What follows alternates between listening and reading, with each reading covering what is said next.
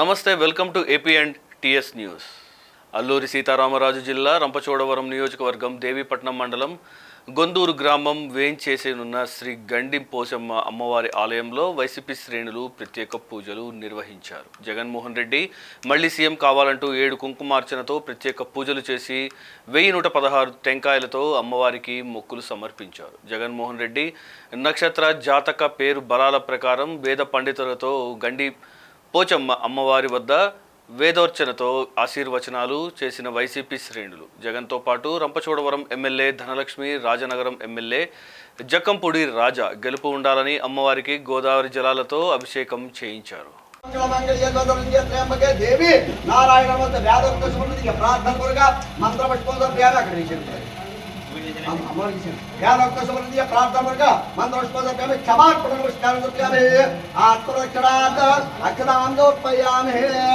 Andre महाकाले महागौरे गंडी पोचम्म तभ्ये नमः ग्राम तभ्ये नमः आचार्य तभ्ये नमः माता पितृभ्यो नमः सर्वेभ्यो नमः अयं महत्ता षण्महत्वस्थः प्राणायाम विनियोगः प्राणायाम सर्वश प्रजा प्रदुषे विष्णुपदार्थ परमात्मा देवी गायत्री चंद्र विनियोगः ओम भोः ओम भवः ओम विष्णुः ओम महः ओम जनः ओम तपः वाग्घं सत्य ओम तत्सावितरण्य पद्भोदवश्यन्वे श्री महाविष्णुराज्ञा प्रतमस्य आख्य ब्राह्मण द्वितीय बनाते श्राद्धराकते वैवश्वात्मंत्र कलिगे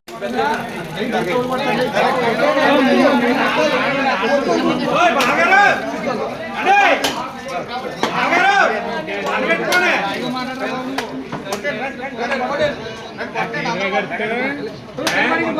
एरा पटरा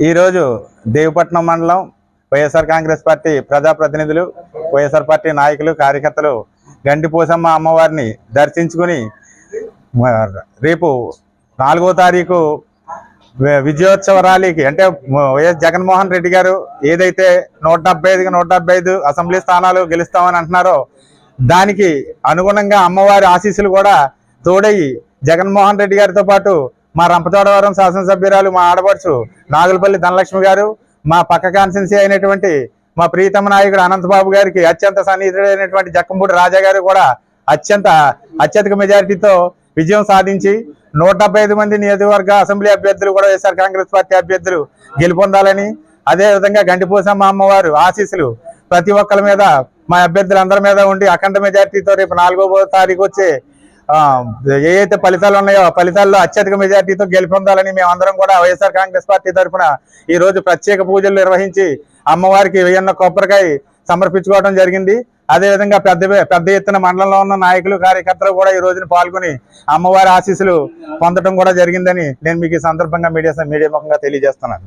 ఎన్నికల నియమావళి అమలులో ఉన్నందున రెచ్చగొట్టే చర్యలు మానుకోవాలి. సిఐ వెంకటేశ్వరరావు ర్యాలీలకు, విజయోత్సవ సభలకు ఎలాంటి అనుమతులు లేవు. సిఐ కనిగిరి సోషల్ మీడియా వేదికగా రెచ్చగొడితే చట్టపరమైన చర్యలు తప్పవు. సిఐ వెంకటేశ్వరరావు గ్రూప్ అడ్మిన్లు గ్రూపులలో జరిగే రాజకీయ చర్చలపై తగిన చర్యలు తీసుకోవాలి. సిఐ వెంకటేశ్వరరావు గ్రామాల్లో జరిగే గొడవలు జరిగితే వెంటనే పోలీసు వారికి సమాచారం ఇవ్వండి. అందరూ సహకరిస్తారని ఆశిస్తున్నాం. అందరికీ నమస్కారం. జూన్ 4వ తారీఖున కౌంటింగ్ సంబంధించి 144 సెక్షన్ అమల్లో ఉంటుంది. అదేవిధంగా 30 పోలీస్ యాక్ట్ కూడా అమల్లో ఉంది. కావున ఎవరు కూడా ర్యాలీలు తీయడం కానీ, అదేవిధంగా కేక్ కటింగ్లు కానీ, ఫైర్ క్రాకర్స్ కాల్చడం కానీ జరగరాదు. ఎందుకంటే అనుమతి లేనిదే ఈ 3 విషయాలు ఎవరైతే డిజోబే చేస్తారో వాళ్ళందరి మీద కఠిన చర్యలు తీసుకుంటాం. అదేవిధంగా సోషల్ మీడియాలో రెచ్చగొట్టుకునే విధంగా ఎవరైనా కానీ ప్రొవోక్ చేసుకునే వర్డ్స్ ఎవరైతే పోస్ట్ చేస్తారో వాళ్ళందరి మీద కూడా తప్పనిసరిగా క్రిమినల్ కేసులు కట్టి వాళ్ళని రిమాండ్ పెట్టడం కూడా జరుగుతుంది. దయచేసి అందరూ సోషల్ మీడియా గ్రూప్లో ఉన్నటువంటి సభ్యులందరూ కూడా దీన్ని గమనించాలి. అదేవిధంగా ముఖ్య రాజకీయ పార్టీ నాయకులు కూడా 144 సెక్షన్ అమల్లో ఉంది. అదేవిధంగా 30 పోలీస్ యాక్ట్ అమల్లో ఉండటం వల్ల ర్యాలీలు తీయడం, అదేవిధంగా కేక్ కటింగ్లు చేయడం, అదేవిధంగా బాణసంచ కాల్చడం, ఈ 3 విషయాలు కూడా పాటించకూడదని చెప్పేసి అందరికీ తెలియపరుస్తున్నాం. అందరూ కూడా పబ్లిక్ మరియు రాజకీయ నాయకులు అందరూ కూడా పోలీసు వారికి సహకరించాలని చెప్పేసి తెలియపరుస్తాం.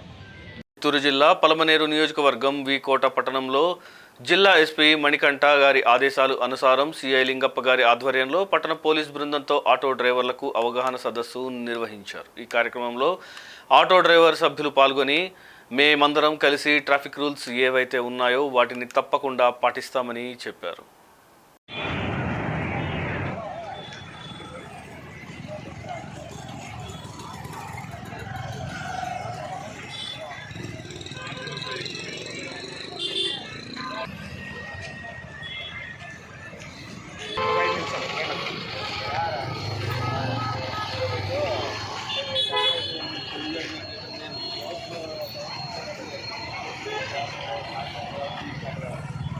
కొన్ని రూల్స్ చేంజ్ చేశారు. డ్రైవింగ్ లైసెన్స్ లేకుండా పడితే ఫైన్ ఎక్కువేసి, అదేవిధంగా డ్రైవింగ్ లైసెన్స్ లేని వారికి పండించినా కూడా ఆ ఓనర్ ఎవరైతే ఉంటారో అతనికి ఫైన్ ఎక్కువ వస్తుంది. 2,000 నుంచి 5,000 గన్ను కూడా డీటెయిల్స్ ఇస్తారు. దీని ప్రకారం రేపు నుంచి మనకి ఏమంటే కొత్త యాక్ట్ అమెండ్మెంట్ యాక్ట్ కొత్తది రేట్ అవుతుంది. రేపు నుంచి ఇంప్లిమెంట్ చేస్తాం. కాబట్టి ప్రతి ఒక్కరు కూడా డ్రైవర్లు ఎవరైతే ఉన్నారో ప్రతి బండికి ఇన్సూరెన్స్ ఉండాలి, లైసెన్స్ ఉండాలి, ఆర్సీ ఉండాలి. At the same time driving license ఉన్న వ్యక్తి మాత్రమే ఆటలాడతారు.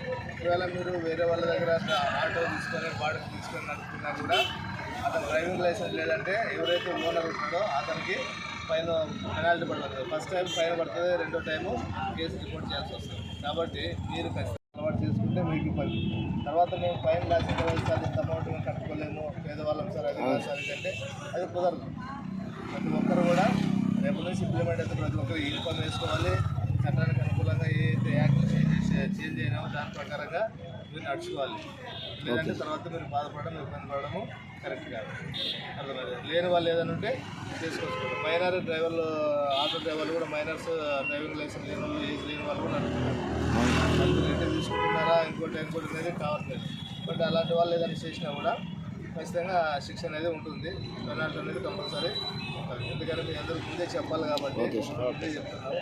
దాని ప్రకారం జరిగి ప్రతి ఒక్కరు కూడా ఒక కాపీ ఇస్తారు.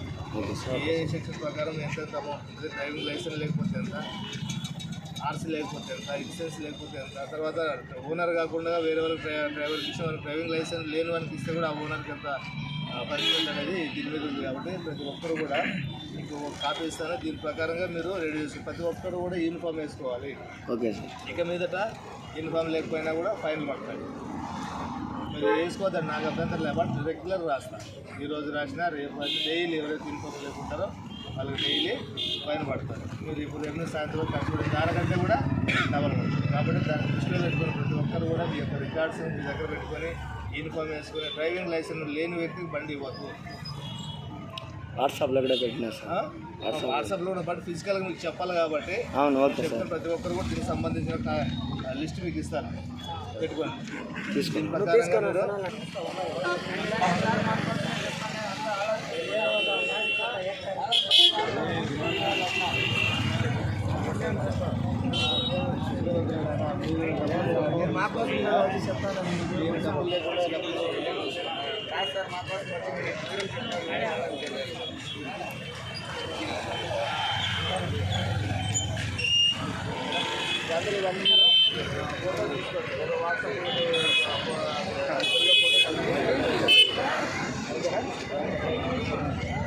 ఈ నెల 30వ తేదీ నుంచి శ్రీ సహస్ర లింగేశ్వర స్వామి దేవాలయ ప్రాంగణంలో హనుమత్ జయంతి ఉత్సవాలు నిర్వహణ. 30న ఉత్సవ త్రిమూర్తులకు తిరుమంజనం అలంకరణ, విశ్వక్సేన పూజ, 31న లక్ష తొమ్మలపాకుల పూజ, మల్లెపూలతో పూజ, సువర్చల సమేత శ్రీ వీరాంజనేయ స్వామి దివ్య తిరు కళ్యాణ మహోత్సవం నిర్వహణ. ఈ కార్యక్రమంలో భక్తులు పెద్ద ఎత్తున పాల్గొని స్వామివారి ఆశీస్సులు పొందాలని సహస్ర లింగేశ్వర స్వామి దేవాలయం తుల్లమల శ్రీనివాస్.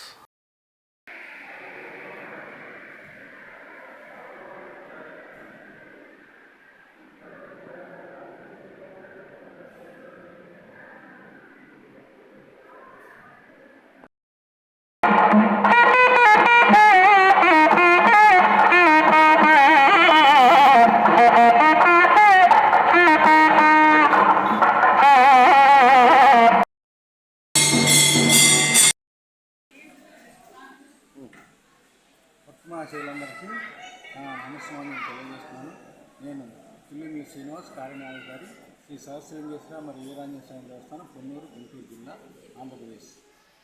రెండు తెలుగు రాష్ట్రాల్లో కూడా ప్రముఖ ప్రఖ్యాతి పొందిన 24 అడుగుల ఏకశిలా విగ్రహం దేవాలయంలో పూజలు అందుకుంటున్న ప్రముఖమైన ఆంజనేయ స్వామి జయంతి ఉత్సవాలు ఈ రోజు నుంచి ప్రారంభమైనాయి. ఈ రోజు నుంచి 2వ తారీఖు వరకు అత్యంత వైభవంగా నిర్వహించినట్టు భక్త మహాశయులు నిర్ణయించున్నారు.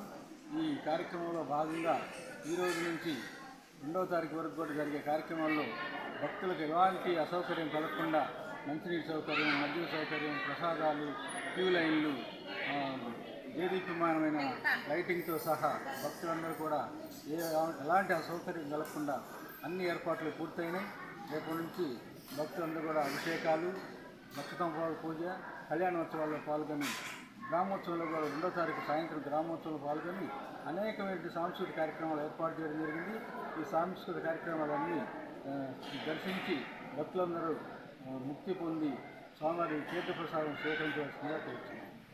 ఈ నెల 4వ తేదీన జరగబోయే ఓట్ల లెక్కింపుకు సంబంధించి ఏర్పాట్లు చురుగ్గా సాగుతున్నాయి. అంబేద్కర్ కోనసీమ జిల్లాకు సంబంధించి ఓట్ల లెక్కింపు చెయ్యేరులోని శ్రీ శ్రీనివాస ఇంజనీరింగ్ కళాశాలలో అధికారులు ఏర్పాట్లు చేస్తున్నారు. జిల్లా ఎన్నికల అధికారి కలెక్టర్ హిమాంశు శుక్లా ఎప్పటికప్పుడు ఏర్పాట్లను పర్యవేక్షిస్తున్నారు. అధికారులకు సూచనలు చేస్తున్నారు. లెక్కింపు కేంద్రాల చుట్టూ సీసీ కెమెరాలను అమర్చారు. అమలాపురం పార్లమెంట్ స్థానంతో పాటు రాజోలు, పి గన్నవరం, అమలాపురం, కొత్తపేట, మమ్మిడివరం, మండపేట, రామచంద్రాపురం అసెంబ్లీ స్థానాలకు సంబంధించి లెక్కింపు ఇక్కడ కొనసాగుతుంది. కౌంటింగ్ కేంద్రం వద్ద ఎటువంటి అవాంఛనీయ సంఘటనలు జరగకుండా జిల్లా ఎస్పీ ఎస్ శ్రీధర్ తగిన ఏర్పాట్లు చేస్తున్నారు.